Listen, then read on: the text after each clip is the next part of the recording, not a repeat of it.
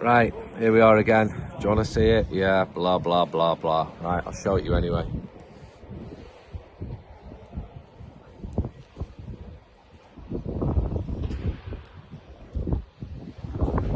Still beautiful, isn't she?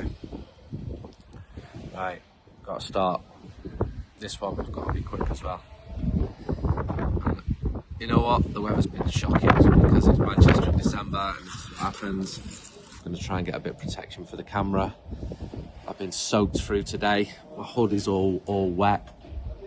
First of all, I'll start with an apology. Johnny Van Basten scored the other night against Tottenham and I didn't do ratings. I was travelling, I had to do other work, and I apologise deeply. It was one of the best goals that has been seen, and it's been immortalised. It's been made into a special 8-part documentary feature about Johnny scoring at Tottenham. Wonderful goal. Obviously, they deserved a 10 from that defeat. Back to reality now. United have been beaten again, 3-0 at home by Bournemouth. They've got a top manager, a top sports director, they've got a top team. And if you'd have said to me in 2013 Manchester United would regularly be being beaten at home by Bournemouth, I would say you were absolutely mad. Bournemouth were a third tier team, attracting crowds of 4,500. And then they came here today. And I spoke to lots of people in the wind and the rain outside Old Trafford, and they said to me, well, they said two things. Is Rashford going to stay? Or they would even say, Rashford's going, isn't he? I'd say, is he? What's your source on that? And they go, and they said, what do you think is going to happen? And I said to lots of people, I wouldn't be surprised if United won 3-1, or if United lost 3-1. And I wasn't surprised. I've seen this film so many times, and I could say it for the next month or two. Hopefully things will gradually improve. I've just come out of the manager's press conference. He's an excellent communicator. He's very confident how he talks. Clearly he needs results as well. There's a machine there just moving its way along, like on the grass. I think it's lamps driving itself. Just saying bye to people. A lot of good staff here at Manchester United. They're hurting as well about the results that are happening. And this trend continues of win-win, lose-lose, win-win, lose-lose. That's now 8 games under Amorim. I like him. I think he needs support. He's getting support in dealing with issues like Marcus Rashford. Sorry that the camera's moving around a little bit. So that was 8th against 13th. Bournemouth are now up to 5th. This will be the first time since Christmas '89 that United are in the bottom half of the table in the festive period. 4 defeats so far in December, but Bournemouth are in form. They were unbeaten in 4, that's now 5. Really well organised in defence and attack. The tempo, the game control, they're clinical, they take the chances. Manchester United do not at all. The shooting is getting worse game after game. I'm seeing shots like going in towards the second tier of the East Stand or the Stretford end. The conditions didn't help today, not at all. It was windy, it was wet. The wind would swirl around inside the bowl, but there's no excuses here. Bournemouth deserved to win, even though United apparently created more chances, absolutely had more of the possession, but United continued to concede from set pieces again and again and again, and Amorim's side have now conceded 17 goals in 9 matches. It's really worrying, and he gets that, and he knows he needs results, and he thinks he's the man to do it, and all power to him. You know, he needs support. He needs support from fans, and some fans did stay behind at the end to sing his name, but it looks so shaky. That's 7 goals conceded in a few days now. So I'll give you some quick player ratings. Onana, 5 out of 10. I'm not sure any keeper could have saved any of the 3, but he was taking so much time playing the ball out. And United looked shaky when they were passing the ball around defence, and maybe that's why the fans felt anxious. And he made a point about that, did Amorim? Mazraoui started as the right central defender, but obviously, given the number of rotations, that would change after a bit.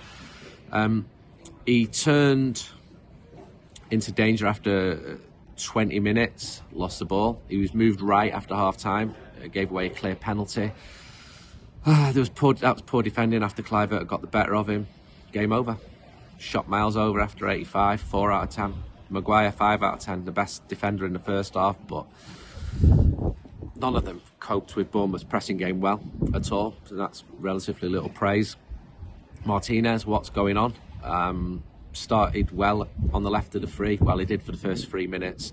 Then he really struggled with Bournemouth. Worrying, because he's been one of our best players. Before his injury, 4 out of 10. Malacia, I'm shaking my head again. I'm sorry, 4 out of 10, wide left. Gave the ball away after 8 minutes to set up a Bournemouth attack. Then he conceded a foul, which that free kick led to Bournemouth's goal. It was a soft free kick from where I'm sat. You may have watched it 10 times on TV. I didn't have that luxury. He did win a free kick after Adam Smith tackled him in a yellow card tackle, but he was clumsy, Malacia. He was taken off at half time. Somebody said to me at half time, is that a bit harsh? And I said no. Delo, 5 out of 10, wide right. Good block from Semenyo from a shot after 27 minutes. Then he switched to left. Again, he's not finding the levels that he's previously got. Ugarte, 5. Defensive midfielder with Kobe Mainu, booked after 36, and he knew it. Maybe that was a reason with him being taken off ahead of Mainu. He was well positioned to head the ball when Hyson, who scored for Bournemouth, headed the corner wide after 42. I think people were surprised when he came off. And these videos are brought to us with support of Improve Easy. Thousands of households have already reduced their energy bills with free ECO4 upgrades. With Improve Easy, you can access a range of energy-saving solutions, including a brand new boiler, solar panels, air source heat pump, which you would need right now because it's freezing, and insulation for your walls, your roof and your loft. Wondering if you qualify? Well, if you live within 80 miles of Manchester and you receive benefits, or you have a household income of less than 31,000 or have health issues, you should be eligible. Ready to see if you qualify? Click on the link in the description. It takes just 30 seconds. Don't miss out. Cut your bills. You know it makes sense. Oh, gosh. Mainu, 4 out of 10. He looked really rusty. But he did win the ball back to create an attack. Scoreboard end it was 3 against 2. And then he passed the ball to Bruno, who had a shot saved. He also beat 3 men to have a shot wide on 44 minutes. They were his best 2 moments in the game. Another who we're not seeing the levels of last season. Fernandez, 5, shot on 17, was saved by Kepa. Kepa was excellent. Several Bournemouth players were. Christie, Smith, the forwards. Bruno kept aiming for the near post on free kicks or corners. He swung a shot from inside the area. Well, he dragged it wide. And then another on 41 minutes. And then another 2 minutes later. That was after Mainu set him up. He had 3 chances in 3 minutes just before half time.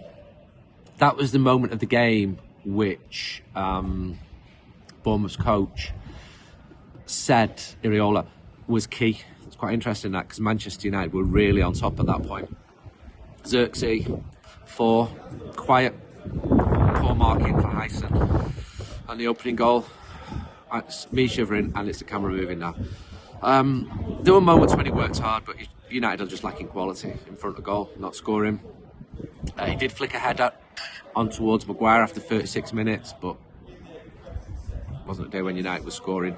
Subs, Lenny Oro came on from Malacia at half time, right side of centre. He did have a shot played off the line at Stretford end. The goals weren't on him, giving him 6. Hoyland, 6, came on for Ugarte, the 54. He brought a good save from Kepa after 69. Not a brilliant save, you know. And he bobbled a shot wide after 79 minutes. Garnacho, 5, came on for Xerxes. After 34, last 30 seconds, because I'm getting thrown out.